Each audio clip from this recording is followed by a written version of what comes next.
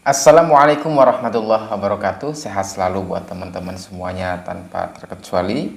Baik teman-teman, banyak sekali pertanyaan dari netizen ini terkait bahwa kok dua orang ini belum ditangkap tersangka tersebut, yaitu Arigi dan Ibu Mimin. Nah, pertanyaannya kemudian bahwa apakah kedua tersangka itu telah memenuhi dua unsur atau dua alat bukti menurut pasal 184 atau belum? Karena sekali lagi bahwa dasar kemudian Polda Jabar mentersangkakan seseorang itu minimal sudah mencapai dua alat bukti. Lalu apa saja alat buktinya, kok sampai sekarang belum juga ditahan, misalkan belum juga diambil, dijemput dan sebagainya, kok baru satu saja, misalkan baru Abi, misalkan dua orang belum. Nah, justru dari situ kemudian kita akan mencoba masuk dan membahas alat bukti apa saja ini Arigi ini, ya enggak, sehingga kemudian apakah alat buktinya itu dikategorisasi sebagai alat bukti kuat atau tidak, ya enggak. Lalu kemudian apakah dari dua alat bukti itu kemudian bisa diringankan oleh kesaksian-kesaksian yang lain yang merupakan adalah saksi peringan nanti di pengadilan atau bagaimana. Nah, sebelum ke sana, kita akan mendengarkan terlebih dahulu bahwa ini ada sebuah keterangan daripada jaksa saat di pengadilan Bapak Yosep, ya. Dan ini merupakan pertanyaan yang telah dilontarkan oleh jaksa penuntut umum terhadap Arigi, dan ini adalah merupakan alat bukti, yaitu bukti surat, ya teman-teman. Kita dengarkan terlebih dahulu. Ada di sini alat bukti terkait dengan laboratoris kriminalistik terkait dengan di olah TKP ada kuku, yang dimana kuku tersebut adalah kuku saksi. Bagaimana tanggapan saksi? Sedangkan saksi bilang saya nggak ada di TKP, tapi alat bukti surat yang kami ada dalam berkas perkara itu menunjukkan kuku tersebut adalah 100% kuku saksi. Saya menolak karena saya tidak berada di TKP. Berarti menolak dari alat bukti yang diajukan dalam pemeriksaan laboratoris kriminalistik ini berarti?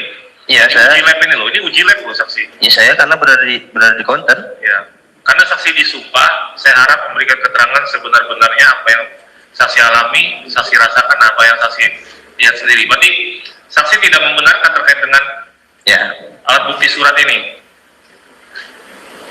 Sementara cukup dulu majelis.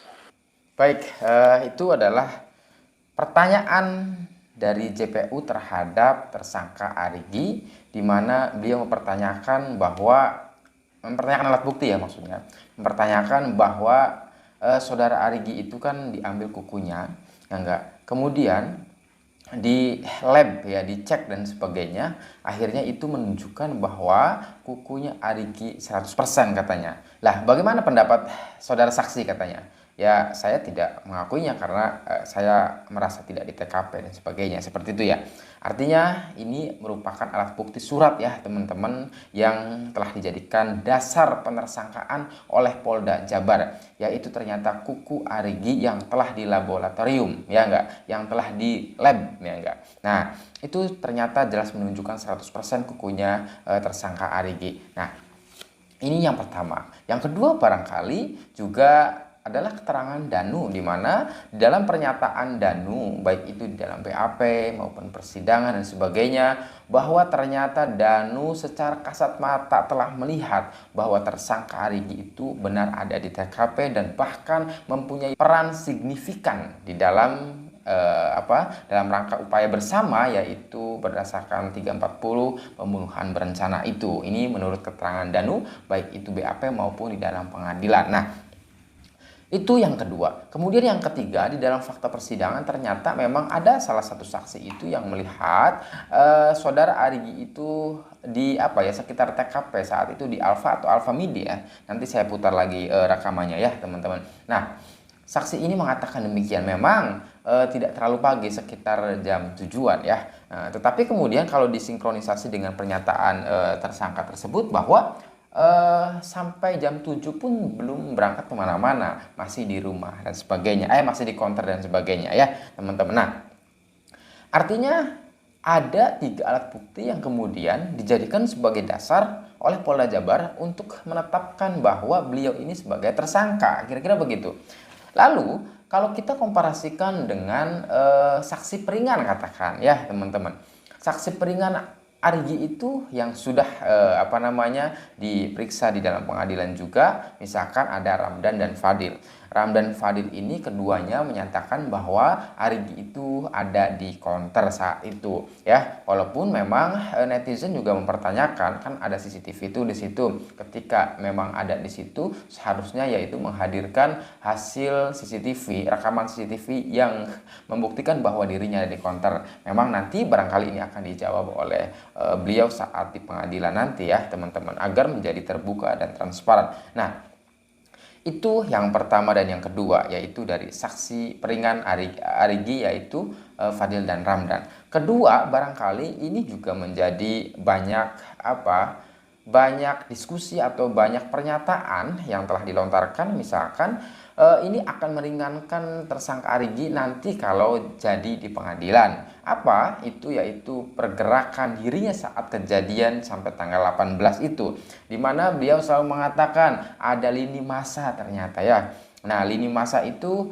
pada tanggal 17 ada, 18 ada, telah saya bahas juga sebelumnya ya enggak teman-teman. Nah, lini masa ini kemudian akan mungkin dijadikan sebagai penguat, bukti, petunjuk dan sebagainya ketika nanti di pengadilan. Nah, andaikan ini tidak dijadikan sebuah keterangan yang konkret atau tidak dijadikan sebagai peringan nanti di pengadilan, maka justru menjadi tanda tanya, karena saat itu benar-benar didiskusikan, benar-benar di-up melalui media itu bahwa ini menjadi penguat positioning Arigi saat itu, yaitu benar-benar ada di counter malam kejadian itu. Artinya kalau ingin fair, maka Arigi harus menunjukkan bukti ini, penguat ini nanti kalau jadi di pengadilan ya teman-teman. Nah, bahwa keduanya memang ada alat buktinya sebagai dasar penersangkaan juga tadi minimal yang telah disebutkan saya itu ada 3, bahwa keterangan saksi di pagi hari, kemudian alat bukti surat ya enggak, kuku ABI yang telah di laboratorium,